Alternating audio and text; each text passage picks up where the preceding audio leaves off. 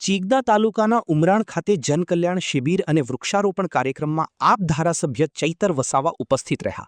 ચૈતર વસાવાની હાજરીમાં ઉમરાણ ખાતે જનકલ્યાણ શિબિરમાં લાભાર્થીઓને પ્રમાણપત્ર વિતરણ કરવામાં આવ્યું. નર્મદા જિલ્લા ચીગદા તાલુકાના પ્રજાના વિવિધ પડતર પ્રશ્નોને ધ્યાનમાં રાખીને માધ્યમિક શાળા ઉમરાણ ખાતે જનકલ્યાણ શિબિર અને વૃક્ષારોપણ કાર્યક્રમનું આયોજન કરવામાં આવ્યું. આ કાર્યક્રમમાં આમ આદમી પાર્ટી ડીડિયાપાડાના ધારાસભ્ય ચૈતર વસાવા ઉપસ્થિત રહ્યા હતા. કાર્યક્રમ દરમિયાન જનકલ્યાણકારી યોજનાઓ અંગે માર્ગદર્શન આપવામાં આવ્યું તેમજ પર્યાવરણ સંરક્ષણના સંદેશ સાથે વૃક્ષારોપણ કરવામાં આવ્યું. સાથે સાથે વિવિધ આપણા સમાજના આગેવાન ભરૂચ લોકસભાના સાંસદ શ્રી એવા મનસુખભાઈ વસાવા સાહેબ, આપણે જેમને હમણાં સાંભળ્યા એવા નવનિર્મિત ચીગદા તાલુકાના પ્રમુખ શ્રી એવા રમેશભાઈ વસાવા, સાથે અહીં આપણી મધ્ય ઉપસ્થિત આ જિલ્લા પંચાયતના સદસ્ય અને નર્મદા જિલ્લાના સામાજિક ન્યાય સમિતિના અધ્યક્ષ એવા શકુંતલાબેન, સાથે આપણી મધ્યે આપણા વિસ્તારના પ્રાંત અધિકારી સાહેબ એવા મેડમ શ્રી, સાથે મામલતદાર શ્રી, તાલુકા વિકાસ અધિકારી શ્રી, સાથે આપણા તાલુકા પંચાયતના કારોબારી અધ્યક્ષ માનસિંહભાઈ, ન્યાય સમિતિના અધ્યક્ષ મીનાબેન, સાથે નર્મદા જિલ્લાના પૂર્વ પ્રમુખ એવા શંકરભાઈ વસાવા, સાથે પૂર્વ તાલુકા પંચાયતના સદસ્ય એવા ખાનસિંહભાઈ વસાવા, સાથે અહીં ઉપસ્થિત તાલુકા પંચાયતના તમામ સદસ્યશ્રીઓ, ગ્રામ પંચાયતના સરપંચશ્રીઓ,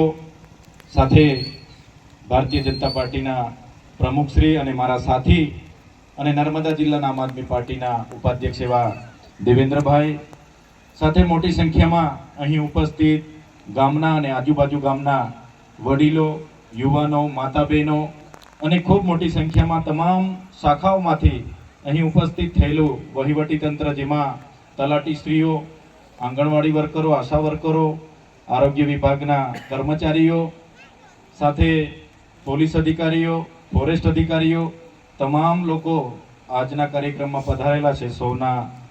સૌને મેં નમન કરું છું અને સૌને હું જોહાર કરું છું.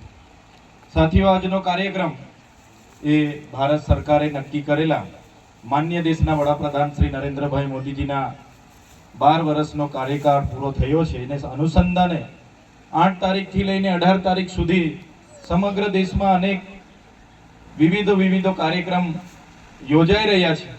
થોડા દિવસ પહેલા ચીગદા તાલુકાનો નલંદા આશ્રમ ખાતે સામાજિક વનીકરણ અને વન વિભાગ દ્વારા વૃક્ષારોપણનો કાર્યક્રમ હતો. આજે જનકલ્યાણ શિબિરનો કાર્યક્રમ છે. એ જ પ્રકારે અનેક વિભાગોને લઈને રોજના કાર્યક્રમો થતા હોય છે.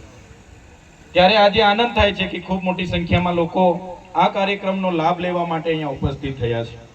કાર્યક્રમનો મુખ્ય હેતુ છે કે તમામ તાલુકાની તમામ શાખાઓ જ્યાં પણ કાર્યક્રમ હોય એ વિસ્તારમાં જઈને કોઈને વૃદ્ધ પેન્શન ના કાગળિયાની જરૂર હોય, વિધવા પેન્શન, જાતિના દાખલા, આવકના દાખલા, કોઈને વારસાઈ કરાવવું હોય, કોઈને નામ દાખલ કરાવવું હોય, કોઈને આવાસનો હપ્તો બાકી હોય, કોઈ વ્યક્તિને કોઈ પણ યોજનાનો લાભ લેવો હોય, એની માર્ગદર્શન પણ તમને આ તમામ વિભાગના લોકો આપશે.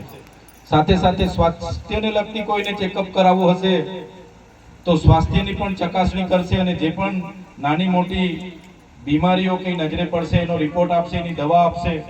તમામ પ્રકારનું કામ આજે અહીંયા તમામ શાખાના અધિકારીઓ તમને કરી આપશે અને માર્ગદર્શન પણ આપશે.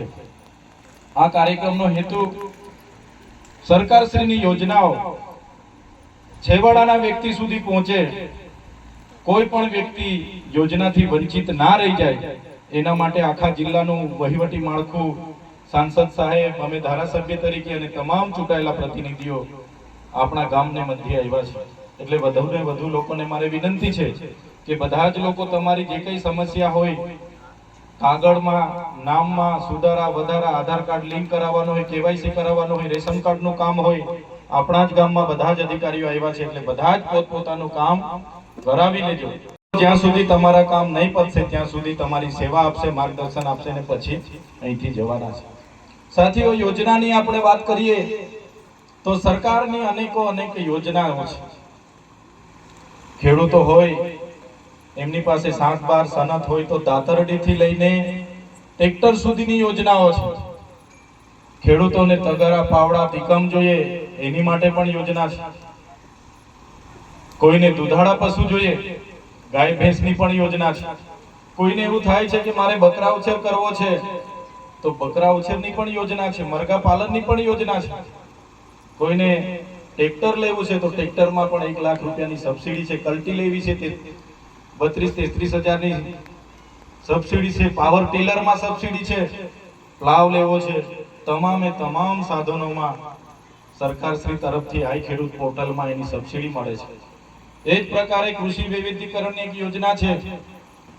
કોઈને ખેતીવાડીની કીટ જોઈએ કે ભાઈ સગવડ નથી, મારે ખેતીવાડીમાં વૈવિધ્યકરણમાં લાભ જોઈએ છે, એમાં પણ કોઈને કપાસનું બિયારણ જોઈએ, ડાંગરનું બિયારણ જોઈએ, શાકભાજીનું બિયારણ જોઈએ, ખાતર દવા સાથે એની પણ યોજના છે. કોઈને વેલાવાળા શાકભાજી કરીને માંડવા બનાવવાના છે, એની પણ યોજનાઓ છે.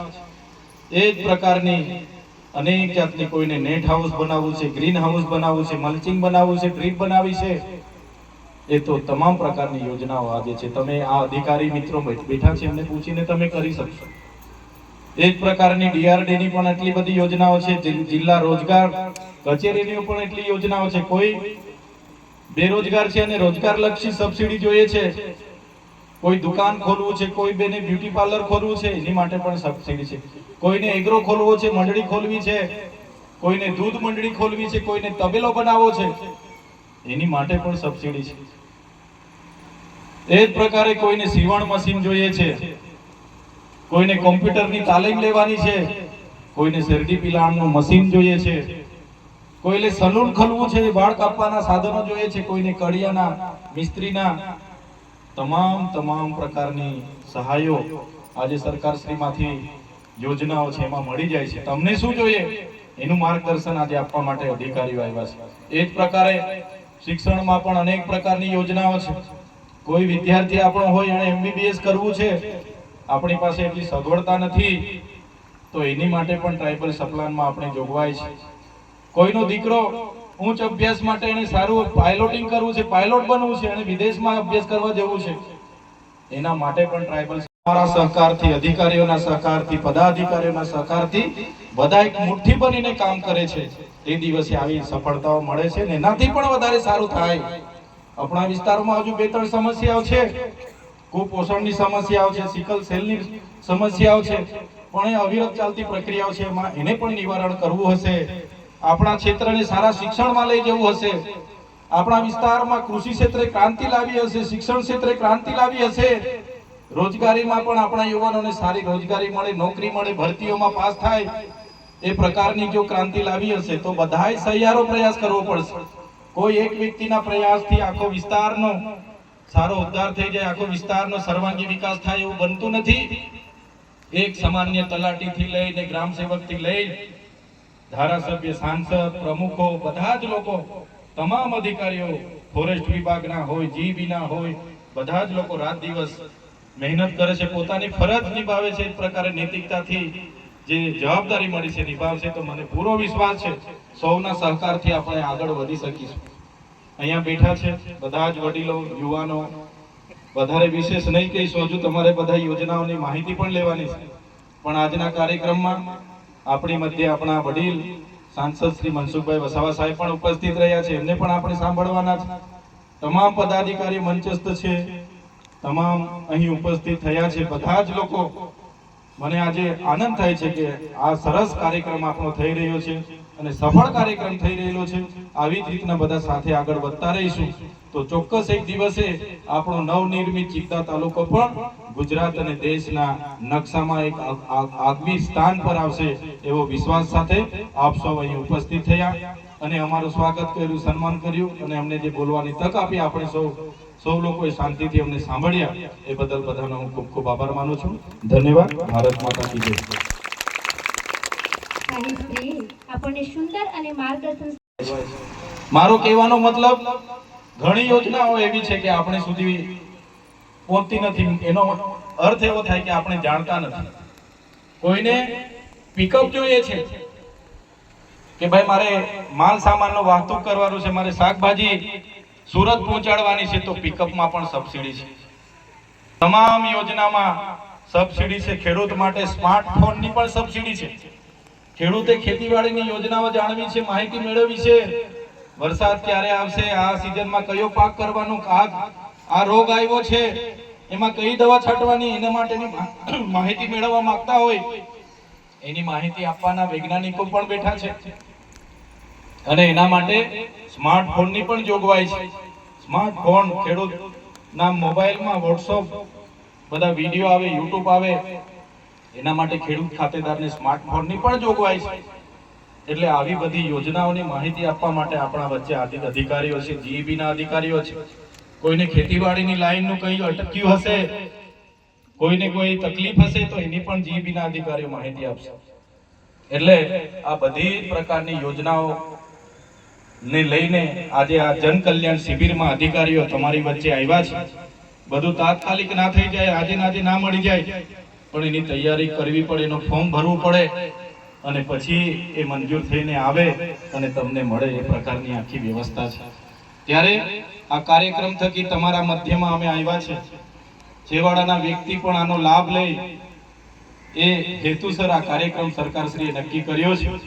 સાથે સાથે આજે મંચ પર આપણે બેઠા છે, આપણા સાંસદ સાહેબને પણ સાંભળવાના છે, એટલે વધારે હું નહીં બોલીશ, પણ એક બીજી વાત હું કરીને જામ કે આપણે જ્યાં પણ છે, માનો કે અમે બધા ચૂંટાયેલા પ્રતિનિધિ છીએ, અમારી જવાબદારીમાં આવતું હોય એ નૈતિક જવાબદારી અમારે અમારા પદ પરથી નિભાવવી પડે. એ જ પ્રકારના અહીંયા શિક્ષક મિત્રો બેઠા છે, શાળા પરિવાર બેઠો છે, એની જવાબદારીમાં સારું શિક્ષણ આપવાની જવાબદારી છે, એમણે સારી નૈતિકતાની જવાબદારી નિભાવવી પડે. એ જ પ્રકારે તલાટીઓ છે, ગ્રામ સેવકો છે, મામલતદાર, ટીડીઓ છે, એમની જે જવાબદારી છે એમણે નૈતિકતાથી નિભાવવી પડે. તમામ અધિકારીઓ, પદાધિકારીઓ નૈતિકતાથી જવાબદારી નિભાવે. એ જ પ્રકારે તમે જે લાભાર્થીઓ છો, ખેડૂતો છો, તમારે પણ એ લાભ, તમારે પણ એક તાળીથી એક હાથથી તાળી ના પડે, પણ તમારે પણ, તમે જે ક્ષેત્રમાં છો, ખેડૂતમાં છો, દુકાન ચલાવો છો, વાલી છો, તો તમારે પણ એક વાલીપણું નિભાવવું પડે. તમારે પણ એક સારા ખેડૂત તરીકેની નૈતિક જવાબદારી નિભાવવી પડે. ત્યારે જ આપણું ગામ, આપણો સમાજ, આપણો પ્રદેશ આગળ આવશે. બધા સાથે રહીને કઈ રીતના આપણો વિસ્તાર આગળ આવે એવા સૌએ પ્રયાસ કરવા પડશે. મને આજે કહેતા આનંદ થાય છે, ગુજરાત સરકારના સહકારથી અને માન્ય સાંસદ શ્રી હોય, અમે હોય, આપણી અધિકારીગણ હોય, તલાટી, ગામ સેવક, ટીડીઓ, બધાના સહકારથી ગુજરાતના તમે મનરેગાના ડેટા જોશો તો આજે મનરેગાના ડેટામાં આપણે 1 થી 5 નંબરમાં આવીએ છીએ. તમે પ્રધાનમંત્રી આવાસના ડેટા ઓનલાઈન જોશો, એમાં પણ આપણો ડેડિયાપાડા તાલુકો આપણા 1 થી 5 નંબરમાં આવે છે. તમે પ્રધાનમંત્રી કુસુમ યોજના, જેમાં સોલાર પંપ સેટ મળે છે, આજે તમે સાંજે બેસીને મોબાઈલમાં પીએમ કુસુમ યોજના ખોલીને એના ડેટા જોશો તો મને કહેતા આનંદ થાય છે કે આખા ગુજરાતમાં આપણો વિસ્તાર 1 નંબર પર આજે છે. એ જ પ્રકારની અનેક યોજનાઓ તમને ઓનલાઈન ડેટાઓ મળશે. ત્યારે એ તમામ લોકોના પ્રયાસોથી થયું છે. કોઈ એકલાના પ્રયાસોથી અમે એવું નથી કહેતા કે